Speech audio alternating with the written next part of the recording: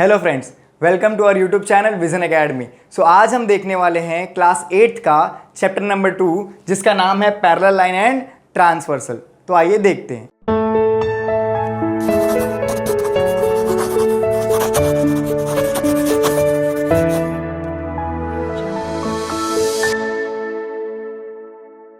तो आइए देखते हैं पैरेलल लाइन क्या होता है एंड ट्रांसवर्सल लाइन क्या होते हैं। अगर मैं पैरेलल लाइन की बात करूं तो मैंने यहां पे लिखा है the line in the same plane which do not intersect each other are called parallel line. जैसे कि यहां पे मैंने बनाया है, देखो लाइन L जो है, लाइन M दोनों सेम प्लेन पे है, ये दोनों आपस में इंटरसेक्शन नहीं कर रहे हैं, इसी लाइन को मैं क्या बोलता हूं, पैरेलल लाइन। देखो मैंने यहां पे लिखा भी है line L is parallel to line M। अब आइए ट्रांसवर्सल जानते हैं हम लोग कि ट्रांसवर्सल क्या होता है। If a line intersect given two lines in two distinct point then that line is called transversal line of those two lines. जैसे कि मैंने यहां पे दो पैरेलल लाइन ड्रॉ किए और उस पे एक ट्रांसवर्सल लाइन ड्रॉ किया है, जहां पे भी किन्हीं दो डिस्टिंक्ट पॉइंट पे वो इंटरसेक्ट करे, वैसे लाइन को मैं क्या बोलता हूं, ट्रांसवर्सल लाइन। जैसे कि आप देख रहे हैं कि line L parallel to line M and line S is there transversal.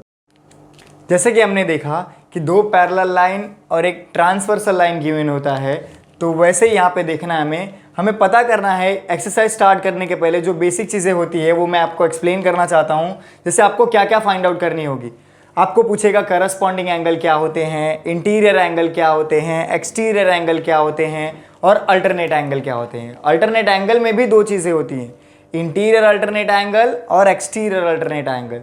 तो सबसे पहले हम जानते हैं, अगर मैं करस्पॉन्डिंग एंगल की बात करूं तो करस्पॉन्डिंग एंगल क्या होता है। जैसे कि देखो लाइन L और लाइन M आपको पैरेलल लाइन गिवन है और लाइन S क्या है, उसका ट्रांसवर्सल है। तो जैसे कि मैं बताऊं अगर कि A का करस्पॉन्डिंग क्या होगा, अगर मैं आपसे पूछूं तो आप कैसे बताएंगे कि सर लाइन L जो है वो लाइन L के ऊपर और ट्रांसवर्सल लाइन के लेफ्ट हैंड साइड में A दिख रहा है, A का पोजीशन वो है ना। वैसे अगर मैं नीचे वाले लाइन की बात करूं तो लाइन M जो है, लाइन M के ऊपर और ट्रांसवर्सल लाइन के लेफ्ट हैंड साइड में E दिख रहा है, इसके लिए A का E क्या हो जाता है, करस्पॉन्डिंग।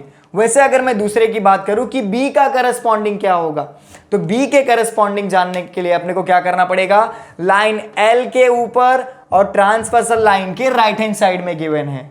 वैसे हमें क्या करना पड़ेगा, लाइन M पे जानी पड़ेगी, लाइन M के ऊपर और ट्रांसवर्सल लाइन के राइट हैंड साइड में क्या दिया है, F दिया है, इसके लिए B का करस्पॉन्डिंग क्या हो जाएगा, F।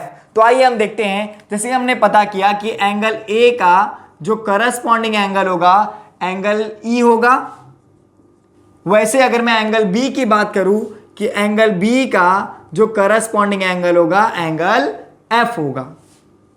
वैसे अगर मैं C का पूछूं तो एंगल C का करस्पॉन्डिंग एंगल जो होगा वो एंगल G होगा, क्योंकि देखो ये लाइन आपको L दे दिया है, लाइन L के नीचे दिया गया है आपको C और ट्रांसवर्सल लाइन के राइट हैंड साइड में। वैसे मैं इस लाइन में भी उसका पोजीशन ढूंढूंगा तो लाइन M गिवन है आपको, उस लाइन के नीचे में और ट्रांसवर्सल लाइन के राइट हैंड साइड में क्या दे दिया आपको, G।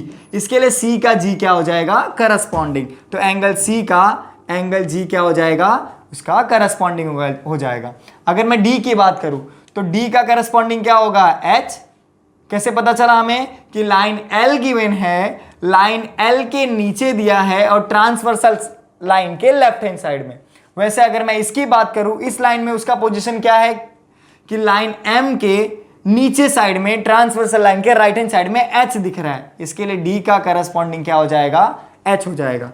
तो एंगल D का जो करस्पॉन्डिंग एंगल होगा वो एंगल H होगा। अब आइए हम जानते हैं इंटीरियर एंगल क्या होता है। अगर मैं इंटीरियर एंगल की बात करूं, जितने भी एंगल्स होते हैं उनको मैं इंटीरियर एंगल बोलता हूं। जैसे कि अगर मैं बात करूं D, C, E, F, ये पैरेलल लाइन के अंदर एंगल्स है ना, तो इनको मैं क्या बोलता हूं, इंटीरियर एंगल। तो देखो अगर मैं इंटीरियर एंगल की बात करूं तो D का जो इंटीरियर एंगल होता है जस्ट उसके सामने वाला मतलब E हो जाएगा, और C का जो इंटीरियर एंगल होगा वो क्या होगा, F हो जाएगा। तो D का अगर इंटीरियर एंगल की बात करूं तो वो क्या होगा, E होगा, और अगर मैं C का इंटीरियर एंगल की बात करूं तो वो क्या हो जाएगा, F हो जाएगा। अगर मैं एक्सटीरियर एंगल, नेक्स्ट क्या पढ़ना है अपने को, एक्सटीरियर एंगल। तो अगर मैं एक्सटीरियर एंगल की बात करूं तो एक्सटीरियर एंगल क्या होता है, देखो एक्सटीरियर मतलब दो पैरेलल लाइन के बाहर जितने भी एंगल्स होते हैं उनको मैं एक्सटीरियर एंगल बोलता हूं। ठीक है, तो अगर आप देखेंगे दो पैरेलल लाइन ये है, उसके बाहर वाले एंगल, अंदर वाले एंगल को इंटीरियर कहते हैं, बाहर वाले एंगल को एक्सटीरियर कहते हैं। तो देखो ए वो भी एक्सटीरियर है, बी वो भी एक्सटीरियर है, और एच और जी ये हमको चार एंगल्स क्या है, हमारे एक्सटीरियर एंगल है। अगर मैं इनका एक्सटीरियर एंगल क्या होता है अगर मैं आपसे पूछूं तो आप क्या बोलोगे, सर ए का एक्सटीरियर एंगल एच होगा और बी का एक्सटीरियर एंगल क्या होगा, जी, बिकॉज ये क्या है, सामने सामने है और दोनों पैरेलल लाइन के बाहर है। जैसे हमने इंटीरियर में देखा कि डी का ई होगा, सी का एफ होगा, वैसे एक्सटीरियर में भी क्या हो जाएगा, ए का एच होगा और बी का जी हो जाएगा। तो हमने देखा कि एंगल ए का जो एक्सटीरियर एंगल होगा वो एंगल एच होगा और एंगल बी का जो एक्सटीरियर एंगल होगा वो एंगल जी हो जाएगा। चलिए आगे देखते हैं। अब मैं अल्टरनेट एंगल की बात करूं, अगर मैं अल्टरनेट की बात करूं तो अल्टरनेट का मतलब ही होता है अपोजिट। क्या होता है, अपोजिट। ठीक है, अल्टरनेट मीन्स क्या होता है, अपोजिट। जैसे कि हमने अभी सीखा इंटीरियर एंगल, यहाँ पे देखिए मैं इंटीरियर अल्टरनेट एंगल की बात नहीं कर रहा हूं, सबसे पहले इंटीरियर एंगल जानते हैं। हमने देखा कि डी का इंटीरियर एंगल ई होता है और सी का इंटीरियर एंगल एफ होता है, बिकॉज ये दोनों पैरेलल लाइन के अंदर दिए हैं। हमने देखा था कि दोनों पैरेलल लाइन के अंदर जो भी एंगल्स होते हैं उन्हें हम इंटीरियर एंगल कहते हैं। ठीक है, तो अभी हमें क्या फाइंड आउट करना है, इंटीरियर अल्टरनेट एंगल। तो interior alternate angle find out करने के लिए मैंने बताया, मतलब इंटीरियर में अपोजिट वाले एंगल, जैसे हमने देखा था कि डी का इंटीरियर एंगल ई होता है, वैसे ही डी का इंटीरियर अल्टरनेट एंगल एफ हो जाएगा, बिकॉज इसके अपोजिट में क्या दिया है, एफ। वैसे हमने सी का इंटीरियर एंगल देखा था एफ, अगर मैं इंटीरियर अल्टरनेट एंगल की बात करूंगा तो सी का इंटीरियर अल्टरनेट क्या हो जाएगा, ई हो जाएगा। तो हमने देखा ना, जैसे क्या बोला हमने कि डी का जो इंटीरियर अल्टरनेट होगा उसके अपोजिट वाला मतलब एफ हो जाएगा, और सी का एंगल, सी का जो इंटीरियर एंगल होगा उसके अपोजिट वाला मतलब एंगल ई हो जाएगा। वैसे ही हमने एक्सटीरियर एंगल भी सीखे। तो एक्सटीरियर एंगल देखिए हम लोग ने क्या बोला था कि ए का एच होगा, ए का एच होगा और बी का जी होगा, बी का जी होगा। वैसे हमें क्या करना है, एक्सटीरियर अल्टरनेट एंगल निकालना है। अल्टरनेट का मतलब मैंने बताया आपको क्या होता है, अपोजिट। क्या होते हैं, अपोजिट। अब देखना है कि ए का एक्सटीरियर अल्टरनेट क्या होगा, एक्सटीरियर मतलब बाहर वाले ही देखने एंगल हमको, तो ए का जी हो जाएगा, बी का एच हो जाएगा। कैसे, हम लोग ने देखा कि अगर एक्सटीरियर एंगल की बात कर रहे थे तो ए का एच हो रहा था, बी का जी हो रहा था। का अपोजिट देखेंगे तो ए का जी हो जाएगा, मतलब एंगल ए का एंगल जी हो जाएगा और एंगल बी का एंगल एच हो जाएगा। चलिए आइए दोस्तों, अब हम प्रैक्टिस सेट 2.1 देखते हैं। प्रैक्टिस सेट 2.1 देखने के पहले हमने सारी बेसिक चीजें पढ़ ली है कि करस्पॉन्डिंग एंगल क्या होता है, इंटीरियर एंगल क्या होता है, एक्सटीरियर एंगल क्या होता है और अल्टरनेट एंगल क्या होते हैं। अल्टरनेट एंगल में हमने दो चीजें देखी, interior alternate angle and exterior alternate angle. अब हम देखने वाले हैं, हमें ये क्वेश्चंस गिवन है और हमें कुछ बॉक्सेस बना के दिए हैं, आपको वैल्यूज फाइंड आउट करनी है। ठीक है, जैसे करस्पॉन्डिंग एंगल की बात कर रहे हैं तो P का करस्पॉन्डिंग क्या होगा, Q का करस्पॉन्डिंग क्या होगा, R का करस्पॉन्डिंग क्या होगा, S का करस्पॉन्डिंग क्या होगा, और कुछ हमें interior alternate angles find out करना है। तो ये सारे एंगल्स फाइंड आउट करने के पहले हमें कुछ फिगर्स दिए हैं, उन फिगर्स को पहले हम जान लेते हैं। आइए देखते हैं। जैसे हमें यहाँ पे क्या बोला है कि लाइन L जो है वो पैरेलल है लाइन M के, मतलब लाइन L जो है वो पैरेलल है लाइन M के, एंड लाइन S जो है उसका ट्रांसवर्सल लाइन है। तो हमने देखा था कि पैरेलल लाइन क्या होता है कि दो ऐसे लाइन जो आपस में इंटरसेक्ट ना करे वैसे लाइन को मैं क्या बोलता हूं, पैरेलल लाइन। और ट्रांसवर्सल लाइन क्या होता है, उन्हीं पैरेलल लाइन को किन्हीं दो डिस्टिंक्ट पॉइंट पे इंटरसेक्ट करे उन्हीं लाइन को मैं क्या बोलता हूं, ट्रांसवर्सल लाइन। और याद रखना, अगर दो पैरेलल लाइन और एक ट्रांसवर्सल लाइन गिवन होगा तो उसमें कितने नंबर ऑफ एंगल्स फॉर्म्ड होते हैं, 8, total 8 number of angles formed होते हैं।